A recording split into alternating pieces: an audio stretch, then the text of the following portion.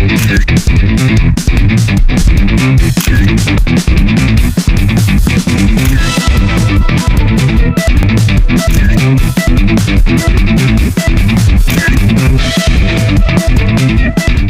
warahmatullahi wabarakatuh. Kami dari Kumpulan 11 akan membentangkan hadis ke-23, yakni At-Tuhur Syatrul Iman.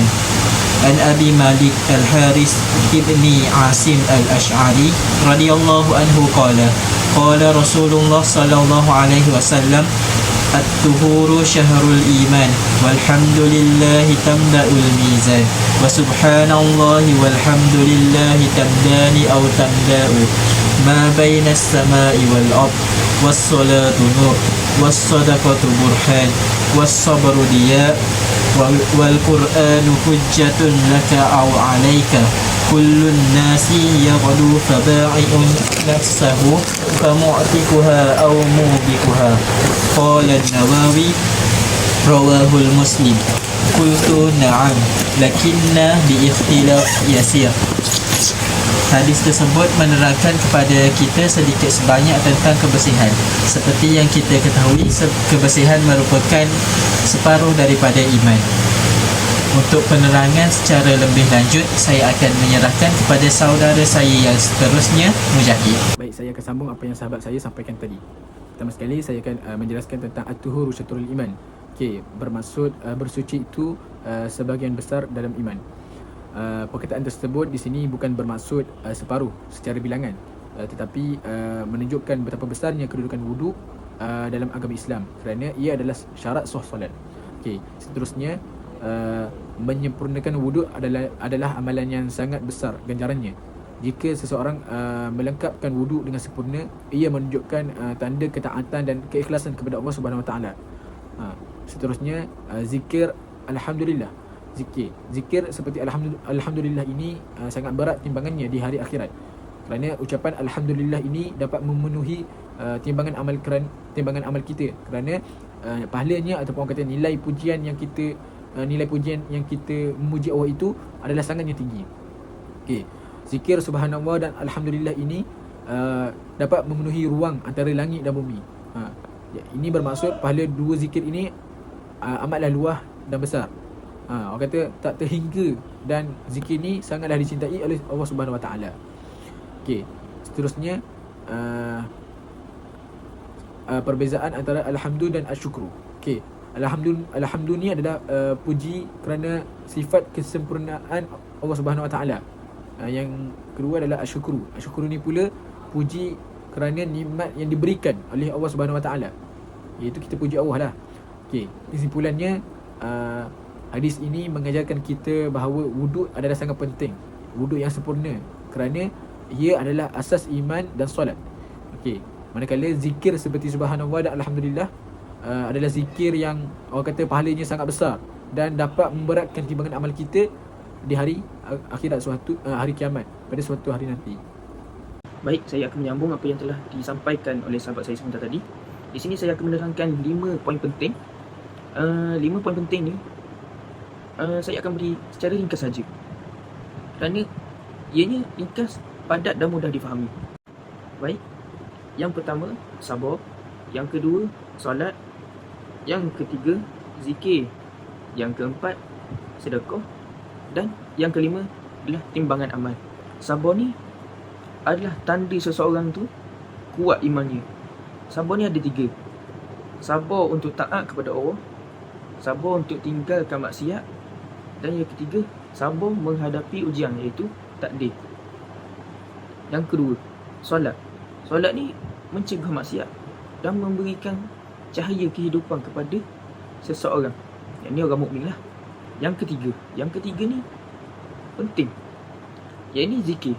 Zikir ni boleh membawa kita lebih tinggi darjatnya di sisi Allah Subhanahu Wa Taala. Diberi contoh kat sini, subhanallah wa bihamdi. Nak tambah lagi pun boleh, subhanallah wa bihamdi, subhanallahil azim. Okey, yang keempat sedekah. Sedekah ni membuktikan keimanan seseorang dan keikhlasan seseorang yang dia ni lebih mengejar akhirat berbanding dunia. Dan terakhir sekali, yakni timbangan amal. Timbangan amal ni penting kita tahu. Sebab apa? Sebabnya kita kena tahu apa yang kita amal kat dunia ni berat amalannya ditimbang pada hari akhirat. Saya akan menyambung perbahasan yang diberikan oleh sahabat saya tadi. Kullun nasi yaghdu. Setiap manusia berangkat pagi. Maknanya setiap manusia pada setiap pagi pasti akan keluar dan melakukan urusan mereka. Manakala fabaya'un nafsuhu famutikuha aw mubikuha. Ada yang menjual dirinya sehingga membebaskannya atau membinasakannya. Kullu insan, sesungguhnya sebahagian manusia menjual diri mereka kepada Allah dengan mentaati suruhan-suruhannya sehingga diri mereka bebas daripada azab-azab. Dan sebahagian yang lain menjual diri mereka kepada syaitan dan juga hawa nafsu dan mengikutinya, maka ia akan membinasakan diri mereka di akhirat kelak. Menjual pada hadis ini bukanlah bermaksud menjual diri yang kita faham. Menjual dalam hadis ini ialah bermaksudnya mengikuti ataupun berserah kepada Allah. Kama qala, sesungguhnya Allah membeli dari orang-orang mukmin pertama adalah diri mereka dan juga harta-harta mereka dan balasan yang diberikan oleh Allah Subhanahu Wa Taala, iaitu syurga al-jannah. Dan golongan yang kedua ialah apabila segala tindakannya mengikuti hawa nafsu dan juga syaitan, maka dialah yang telah menjual dirinya kepada syaitan dan membinasakan dirinya. Seperti firman Allah, au yubikuhunna bima kasabu. Wa qala an-nabi li Ka'ab, kata Nabi kepada Ka'ab bin Ujrah, sesungguhnya solat itu adalah persembahan, puasa itu adalah perisai, manakala sedekah itu seperti mana memadamkan kesalahan, seperti air memadam api. Ya Ka'ab bin Ujrah, manusia itu terbahagi kepada dua jenis. Pertama ialah golongan yang menjual dirinya lalu membebaskannya, maksudnya mengikuti Allah. Manakala golongan yang kedua ialah golongan yang menjual dirinya lalu membinasakannya. Terima kasih kepada sahabat saya atas penerangan tentang Mubahisul Arabiyah tadi. Jadi insya-Allah saya akan teruskan dengan pengajaran yang kita dapat peroleh daripada hadis ini, insya-Allah. Hadis ini sebenarnya mengajak kita untuk menjaga kebersihan. Itu adalah tema yang pertama. Kerana bersuci itu adalah separuh daripada iman.